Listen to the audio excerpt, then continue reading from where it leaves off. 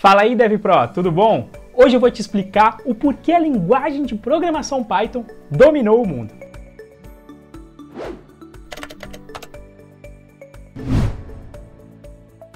Antes de eu te explicar as duas razões que fizeram o Python dominar o mundo, eu preciso te explicar o que é essa linguagem de programação. Basicamente, o Python é uma linguagem de programação de uso geral. Significa que você consegue resolver vários problemas com ela, como desenvolvimento para desktop, desenvolvimento para web, desenvolvimento para scrapping, que nada mais é do que vasculhar páginas de internet para você coletar dados, e a grande área de Python também, que é a de ciência de dados, com vários outros problemas interessantes, como machine learning, inteligência artificial, processamento de linguagem natural, processamento de imagem, entre muitos outros problemas. Como características, Python é uma linguagem de script e interpretada. Além disso, ela é uma linguagem que possui tipagem dinâmica, o que significa que você não vai ter que se preocupar com os tipos das variáveis que você vai escrever dentro do seu programa. Apesar disso,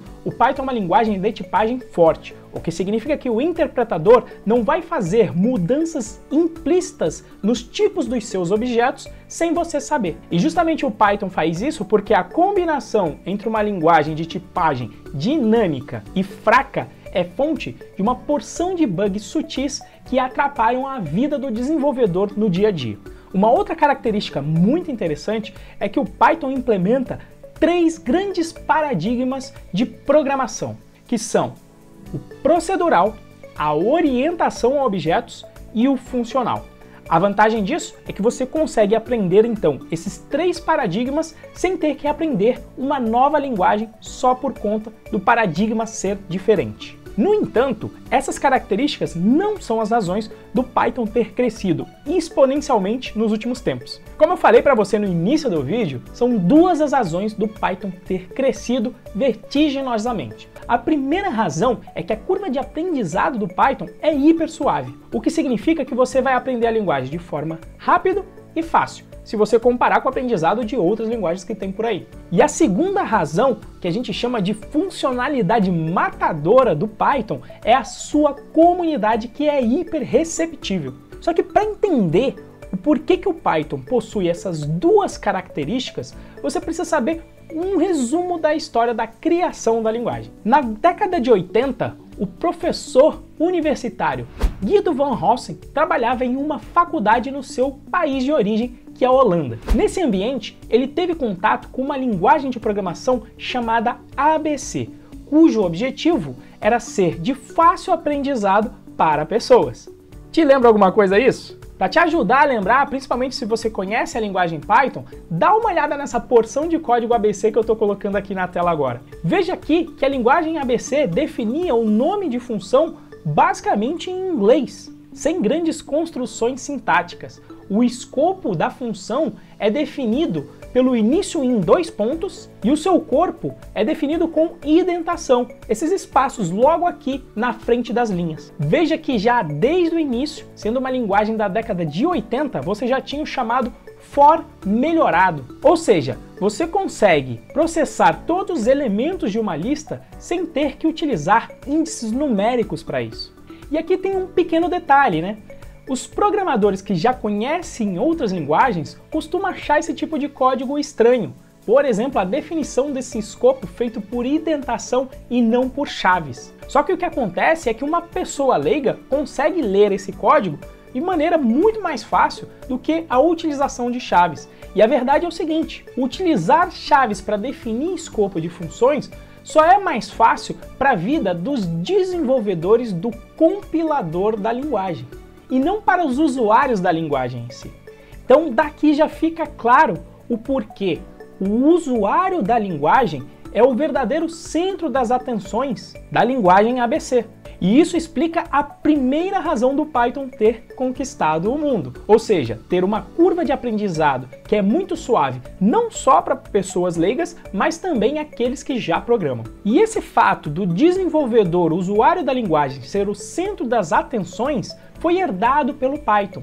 Tanto que existe o chamado Zen do Python, que é um conjunto de aforismos que norteiam as decisões de design da linguagem. Eu vou colocar aqui os principais aforismos para você poder compreender. Veja aqui o primeiro. Bonito é melhor do que feio. Simples é melhor que complexo. Explícito é melhor do que implícito. E legibilidade conta. Então vejam que esses aforismos justamente são características que ajudam um ser humano no aprendizado e até, por que não dizer, no prazer do desenvolvimento de software, quando você menciona que bonito é melhor do que feio. Então o ABC já tinha todas essas características, mas o Guido percebeu um pequeno problema. A linguagem se encontrava restrita ao ambiente acadêmico no qual ele trabalhava. Observando isso, o Guido pegou todas essas características bacanas da linguagem ABC e finalmente decidiu criar a linguagem Python. E o nome, inclusive, vem por conta da série de comédia inglesa chamada Monty Python. Nada tem a ver aqui com a nossa cobra da selva amazônica. Ah, já entendi! Vai fugir, né? Grande covarde! Volte aqui e me enfrente! Eu vou morder suas pernas! Então o Guido escreve o primeiro código do interpretador do Python, só que em vez de manter contido no ambiente acadêmico, ele envia um e-mail dizendo quais seriam as razões da criação dessa nova linguagem, tendo o usuário da linguagem como ponto central nas decisões de design dessa linguagem. E não só isso, como ele inclui o código-fonte para todo mundo ver e participar da sua criação. E isso é importante porque essa característica do Guido acaba se espalhando pela comunidade como um todo. O Guido não se coloca como o astro criador da linguagem Python. Pelo contrário, quem já teve contato com ele sabe que, de certa forma, ele é até tímido. Ele nem curte tanto os eventos sociais que acontecem na comunidade Python. E o que acontece é que quando você entra dentro de uma comunidade Python, você vai ser altamente bem recebido. Os novatos costumam repetir um monte de questões que quem já programa há algum tempo já viu várias vezes, mas nunca você vai ver alguém mais experiente fazendo piada com um novato por conta disso. Pelo contrário, as perguntas vão ser sempre respondidas com o máximo de zelo, porque as pessoas sabem que o importante dentro da comunidade são as pessoas e que elas se sintam bem para resolver os seus problemas com a ferramenta, com tecnologia.